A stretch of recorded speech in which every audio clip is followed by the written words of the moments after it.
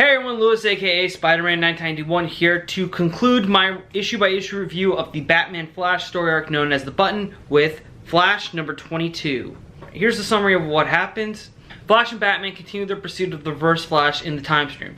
However, a bolt of energy hits the cosmic treadmill and starts to be destroyed, starts to fall apart, and then Reverse Flash manages to escape. Reverse Flash follows the energy of the Button to its source, where he is met by an unknown entity, which a lot of us assume that is Dr. Manhattan, and Reverse Flash is killed and sent back to the Batcave, which we saw way back at the end of Batman number 21, the first part of this crossover. Meanwhile, Batman and Flash are still adrift in the time stream when suddenly a voice starts to speak to them, and this voice is trying to get Barry's attention, and Batman says, "Barry, just reach out to this voice, trust it." And Barry's like, "Wait, Jay?" And then suddenly, Jay Garrick appears! Jay is able to get Batman and Barry back to the Batcave, get them out of the time stream and back to the Batcave. Unfortunately, when they get back there, Jay starts to fade away, and so do Barry's memories.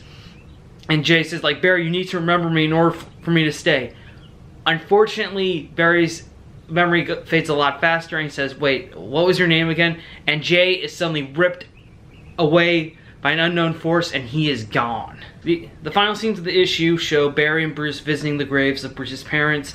Then after Barry leaves, Bruce reflects on the last words his father told him in the Flashpoint reality, which were to give up being Batman and instead focus on being a father to his son. And while Bruce is thinking about this, the bat signal goes up, and Alfred says, "Sir, the signal is up. Aren't you going to answer it?" And Bruce just stands there looking out at the signal, thinking about what his father said. Then we get some epilogue scenes that sort of tease what happens next. First off, the Button that was left behind by Reverse Flash is picked up by a blue hand. Then we see the Button floating in space, where we zoom in, the issue zooms in on it, and then specifically on the bit of blood and the yellow part of the Button, which then zooms out to reveal the Superman logo, which is pretty much a teaser for the story arc known as Doomsday Clock, coming out this November. And that's all and that's basically what happens in the Flash number 22. Alright, this was a very good ending to a good story arc. I like how we didn't get what we expected. For example, I was expecting Barry to catch Reverse Flash before he got to the source of the Button this time around, because I know that this summer Reverse Flash is going to make an appearance in a future story arc in the Flash title. So I kind of figured, okay, maybe he'll get to the Reverse Flash before he dies, but you know, this might explain something else, probably something involving time travel. Again, Reverse Flash is from the future, so his whole timeline is just a big ball of wibbly wobbly timey-wimey stuff. So maybe when that story arc explains what exactly happened to Reverse Flash, or maybe but right after he got his memories back, he did a lot of other stuff before finding the Button. So who knows? Of course, the big thing for me this issue was the brief return of Jay Garrick. I was so excited when I saw Jay come back. Right when they did the full page reveal of Jay Garrick, I was like, yeah! And then, of course, when he disappeared again, I was like, no! I mean, to be honest, I did expect Jay to come back, but and I figured once Jay came back, he was going to go find Johnny Thunder, and that would lead to the whole finding what happened to JSA and maybe bring them back, but that's probably too soon. And I think that's probably a good idea, because I don't think all the things that they set up in the Rebirth one-shot of things to come, I don't think DC wants to rush into it. I think they're definitely taking their time to prepare for all the stuff, all the classic things that we've missed that were missing from the New 52, and bring them back. I think that's good and brilliant, and I hope they take the time that each thing needs in order to give the returns the things they deserve. Also, I did like how the method of which Jay returned. He returned sort of like Wally did, briefly coming back, and like Wally, he needed someone to remember him, to act as his own lightning rod, so to speak. And even though Barry was able to act as Wally's lightning rod, he wasn't able to act as Jay's. I think that probably means that even though Barry and Jay have had like a mentor-mentee relationship, it still wasn't strong enough. And I think in order for Jay to come back if he does come back, then he'll need someone else, possibly his wife Joan, or Johnny Thunder, who's we've seen throughout a number of Rebirth tie-ins, who's still in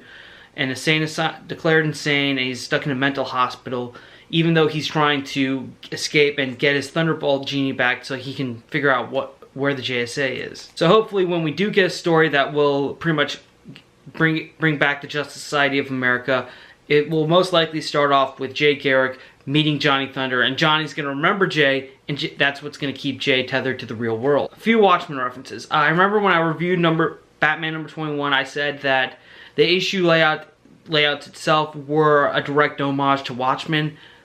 That's actually pretty true for like the final scenes. Basically, they do the same methods. They have, after Barry and Bruce leave the cemetery, they like zoom out. They pretty much zoom out on them, which is kind of like the reverse the way this issue opened, with zooming in then zooming out. In this case, they did the reverse of that. And then the last page of Bruce being alone in the mansion, they used the same nine grid page, which is also pretty nice. So that was pretty clever. Also the Doomsday Clock teaser. We really don't get much. Doomsday Clock, obviously it's a reference, that's one of the major themes of Watchmen, because in Watchmen, the world was pretty much on brink of nuclear war. And the Doomsday Clock, for those of you who don't know, is pretty much a countdown to how close tensions were between the US and the Soviet Union until they finally launched their nukes at each other. And it was pretty close by the end of Watchmen until Adrian Vidic's whole plan to get the world united happened, and there was world peace. Also, though, if you haven't seen the teaser for the Doomsday Clock yet, which I'm pretty sure everyone has, it's basically the same thing, except where the 12 o'clock thing is, you see the Superman logo. Now, Doomsday, obviously, it's the only connection between that with Superman is obviously the villain Doomsday who killed Superman.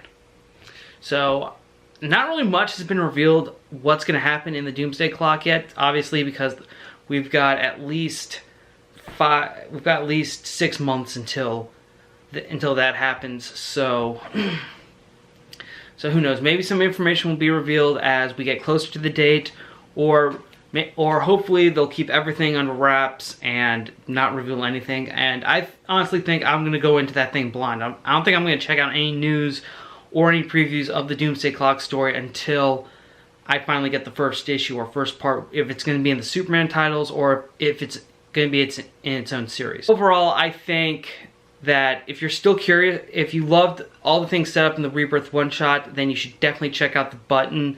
It is a fantastic story. It had several tributes to Watchmen, which is nice. We are getting hints about Dr. Manhattan's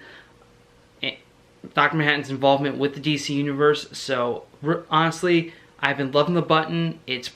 The story arc proves why Rebirth has been great and why fans should definitely be getting back into DC Comics. So if you have the chance, get issues number 21 and 22 of both Batman and The Flash and read the entire thing. Alright, so that concludes my review of The Button.